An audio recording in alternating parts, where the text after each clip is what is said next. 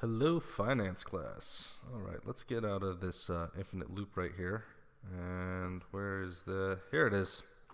This is the life plan. All right. Oh, wait, I just got a genius idea. Why didn't I think of this earlier?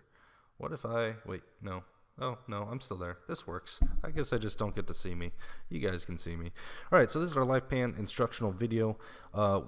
So far in the course, we've already figured out our outcomes. We've already figured out our priorities. Now we're going to talk about action plans and accounts, right? So they're called accounts, and the reason why they're called accounts is because I took this template from a different teacher that I know, and that's what he called them. So, and it kind of links to the whole finance idea. These are accounts, right? And what an account is it's a goal, right? So realistically, it's a goal. We're going to have long-term goals and short-term goals, right? A long-term goal. So here's the definition of our long-term and short-term goals, or our long-term and short-term accounts. A long-term account is something you want to accomplish in 10 years, right? So it's 10 years in the future. This is something you want to happen. A short-term goal is something within the next 4 to 5 years, okay? So something that's 4 or 5 years or less. And we'll talk about how we do this, okay? So first, account one, write your first account heading. So what I'm going to do here is I'm just going to highlight here. First account heading. I am a 14-year-old freshman in high school, or a 15-year-old, I don't know who's had a birthday yet, and I want to figure out how to get a driver's license. So this will be a short-term plan. Get drivers to California. Drivers to enable. That's right, get a job. To work. Curricula, know how to spell in high school. Or here's another option. Maybe the goal is so I have siblings to school.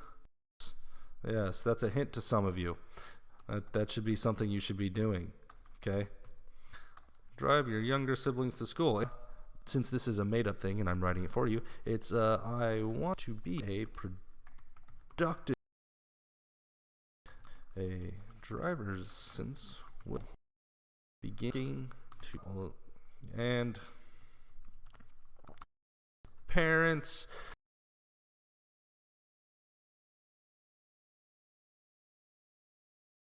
and get away rental to. That's usually what you guys are thinking, right? Maybe the purpose statement is want to use. Defeated you, Microsoft Word. It's like Mr. Claiborne 5000, Microsoft Word 4. Some of you are wondering, when did Microsoft Word beat you, Mr. Claiborne? Well, you see, back in Windows 98, there's this little paperclip and a little Einstein and a little dog, and all three of them got one defeat on me. The first one we don't talk about. Okay, anyways, so let's see here. I want to, right? That could be your purpose statement. I want to use this freedom of being able to drive, to learn how to be an adult, to get out on my own, to learn how to provide for myself. That's a good purpose statement. But the purpose statement needs to mean something to you. And for the intents of this project, it cannot be a joke. So none of these sentences. Okay? Great.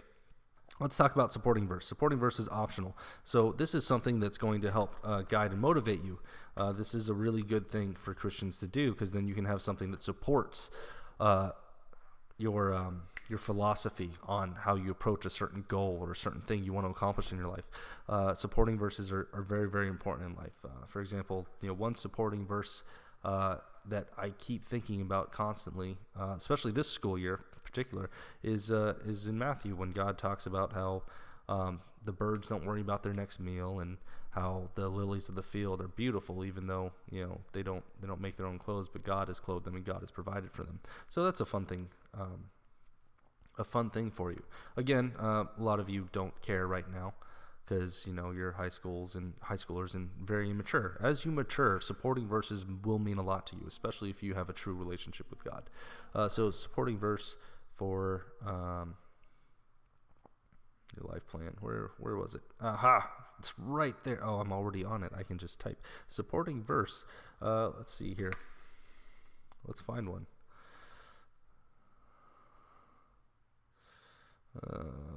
I'm going to find a supporting verse for you guys right now using the proverb of the day.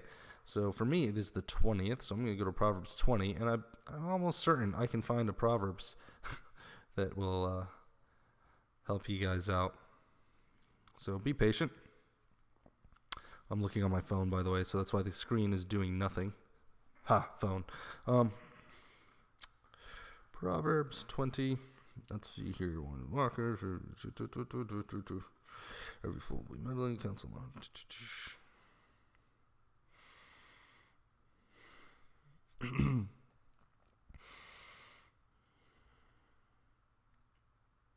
Ooh, here we go. Proverbs 20:11. That is, you want to become a functioning member of society. It says, even a child is known by his doings, whether his work be pure and whether it be right. So, as soon as you get that driver's license in that car, you'll be known for what you do when you go running around town. All right, here's your current reality. You're a 9th grader, have no car, haven't taken driver's ed, or for what you need to do. Okay, now let's go to specific commitments, right? So specific commitments, this is the very bottom of your short-term goal, and this is what you're going to do between now and your envisioned future, right? So this is what you do in between now and getting your driver's license. Step 1, I should find out what I need to get old. I'm trying to think. I remember I got my driver's license right at 15 and a half, so you guys can do all that research. Another thing, you need to notify your parents of your plan. Ask their your goal, right? So ask your parents to commit to assisting you in your goal. Tell your parents, I'm serious about this. I want to get a job. I want to be able to learn how to start doing things on my own, and I am serious about becoming an adult, all right? Now, if you go to your parents and you go, I want to go hang out with my friends. I want to go to the movies. They're going to tell you no, as they should. And, God help you if your parents don't tell you no for such a terrible reason. Let's see here. So we find out what we need to do, find out how old you have to be, and from there. So the interesting thing is your specific commitments. As you get more and more information, this list will get bigger and bigger. As soon as you find out, I'm pointing at the screen like you guys can see my finger. As soon as you find out what you need to get one, those steps should all become specific commitments. So step 1 is to, in driver's ed, get it in. The wheel.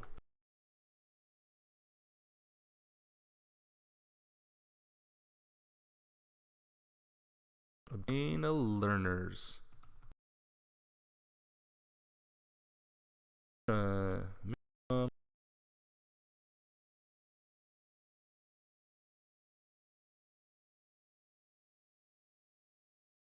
In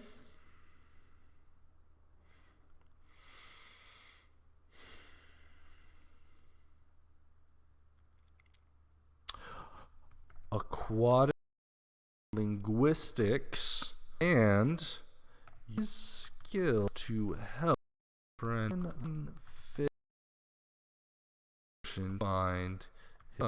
P42 wallaby. Those of you who haven't gotten the joke yet, aquatic mammal linguistics is learning how to speak whale. But let's say we've got science degree.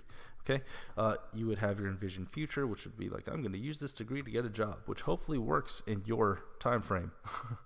And then purpose statement, supporting verse, current reality, specific commitments. Okay, so you need to keep doing this. Also, notice, this is very important, the end of the template. You need to copy and paste the action plan template as many times as you need. What I mean by the action plan template is from here down, you need to go to this section, highlight it, copy, and then paste it 1, 2, 3, 4 more times. Okay, because when we're done with our lifetime plan, our final life plan, we'll have 3 short-term, 3 long-term goals. They will be real. No joking. All right. Well, that's it for this instructional video. Let's take you guys back to the crazy infinite screen reality. Whoa, look at what the mouse is doing. Okay, anyways. That's it for this lesson. You know how to do your life plan now. If you have any questions, let me know on the school website.